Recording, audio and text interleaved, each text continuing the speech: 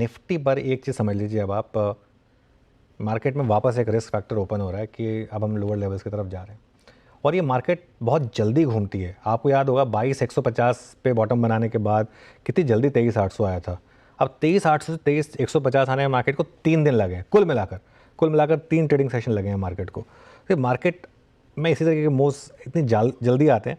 Nifty अब 10 day के नीचे है और अब इसके बाद जो सबसे इंपॉर्टेंट सपोर्ट है वो है 23,100 से, एक बार आज का चार्ट दिखा दीजिए, 23,100 से 23,150 और हम वहीं पर हैं, ऑलमोस्ट वहीं पर हैं हम।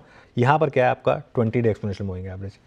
अगर ये टूट गया, आज वापस इंटरडे रख दिया, अगर ये टूट गया 23,100 तो उसके बाद 22,800 तक कोई सपोर्ट नहीं है आपके पास। तो इसके लिए 23,100 का बचना ज़रूरी है। आई थिंक फ्राइडे को जिस तरीके से एफ ने वापस शॉर्ट्स ओपन किए थे, कुछ सेंस उनको लग रही थी कि मार्केट इस तरीके का मूव आई थिंक दिखाने वाला है। और निफ्टी ने आज क्या किया, नीचे खुला, फिर रेजिस्टेंस में फ्लैट जोन पर आया, जो हमारी से बात हुई थी कि फ्लैट जोन पर रेजिस्टेंस में लेगा और वहाँ से कोलैप्स कर गया। आई थिंक ज़्यादा जो ख़राब चीज़ हुई ना वो कोलैप्स था। अगर हम खुलते इस तरीके से और खुले होते इतना नीचे जो कल गिफ्ट निफ्टी बता रहा था और यहाँ पे होते तो भी फिर भी एक बार देख लेते। हम खुले ठीक ठाक ग्रीन में आए और फिर कोलैप्स हुए, इंट्राडे में कोलैप्स हुआ, बेसिकली वो दिक्कत वाला मामला है। बैंक निफ्टी की जहाँ तक बात है 50,600 से 50,650 पर 10 डे एक्सपोनेंशियल मूविंग एवरेज है। अगर वो नहीं टिका यहाँ पर तो उसके बाद फिर आपका अगला सपोर्ट सीधा 50,150 पर है, 20 डे एक्सपोनेंशियल मूविंग एवरेज। यहाँ मुझे लग रहा है एफआईएस की बिकवाली ने थोड़ा मूड ख़राब किया है। आई थिंक मेरा व्यू बहुत क्लियर है, आपको कोई बहुत ज़्यादा कूद कर ये है कि मैं ही बॉटम पकड़ूंगा, ये नहीं करना है हमको। कल का दिन निकल जाने दें, उसके बाद एक व्यू ले लें। अगर आप इन्वेस्टर हैं तो कोई दिक्कत नहीं, आप ऐड भी कर सकते हैं अच्छे शेयर्स को, अगर वो आज गिरे हैं सिर्फ इस वजह से। लेकिन अगर आप एक ट्रेडर है ना, ट्रस्ट में इस वॉलेटिलिटी में कूद के कोई फायदा नहीं है। इंडिया विक्स देखिए आप किस तरीके से भागा है, क्या ज़रूरत है। हर स्विंग पकड़नी ज़रूरी नहीं होती, बार बार मैं कहता हूँ हर स्विंग पकड़नी ज़रूरी नहीं होती। अब हम अगली स्विंग का वेट करेंगे। अगली में भरोसा नहीं किया क्योंकि ये एक सेक्टर है जहाँ पर दिक्कतें हैं। और देखिए बाकी सब चीज़ें ना मैटर ऑफ कंजक्चर होती है, तो किसी का व्यू कुछ हो सकता है, किसी का व्यू कुछ हो सकता है। आईटी में सबका एक ही व्यू ये होगा कि अगर यूएस में मंदी आई और अगर वो सेल्फ इम्पोज मंदी है, डोनाल्ड ट्रंप की खुद की इम्पोज की हुई मंदी है, अगर वो आई तो आईटी पे सबसे ज़्यादा इंपैक्ट पड़ेगा। सिंपल, सबसे पहले लोग डिस्क्रिशनरी स्पेंडिंग बंद करेंगे ना, सिंपल चीज़ है। अगर हमारे यहाँ पर अगर कल को बाई चांस कुछ हो जाए तो आप सबसे पहले उस चीज़ पर खर्चा कम करेंगे ना जिसके बिना काम चल सकता है आपका।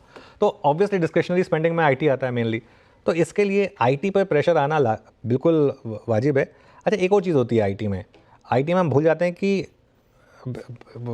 स्टॉक प्राइस क्या होते हैं, EPS into price to earnings. एक तो होता है आपका ईपीएस कम हो रहा है, एक होता है कि मार्केट धीरे धीरे प्राइस अर्निंग रेशियो भी कम देता है। अगर आपको उस मदर मार्केट में ही प्रॉब्लम लग रही है तो आप उसमें वैल्यूएशन भी कम देते हैं उसकी। इसकी वजह से मुझे हैरानी नहीं होगी अगर इस स्विंग में आईटी इंडेक्स जो है वो वापस अपने रीसेंट लोज को तोड़े। अगर आप इन्वेस्टर हैं तो एक अच्छा टाइम होगा अगले कुछ हफ्तों में, महीनों में एसआईपी करने का।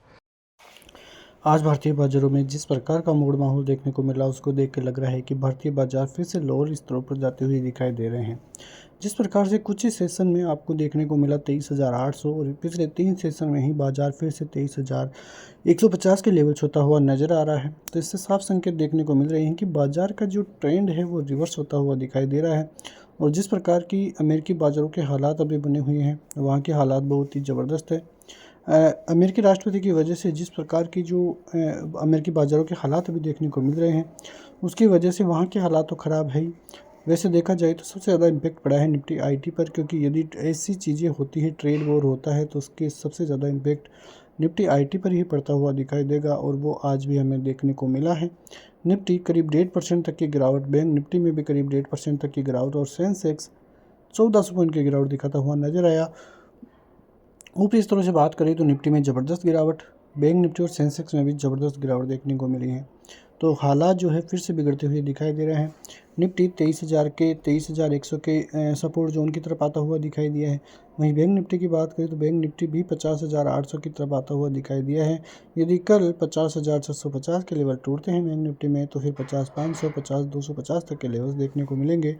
और ऊपरी स्तरों पर यदि 50,950 के ऊपर जाता है बाजार तो फिर 51,200, 51,350 तक जाता हुआ दिखाई देगा। वहीं निफ्टी की बात करें तो निफ्टी 23,100 और 23,050 के लेवल तोड़ता है तो फिर दिक्कतें बढ़ती हुई नज़र आएगी।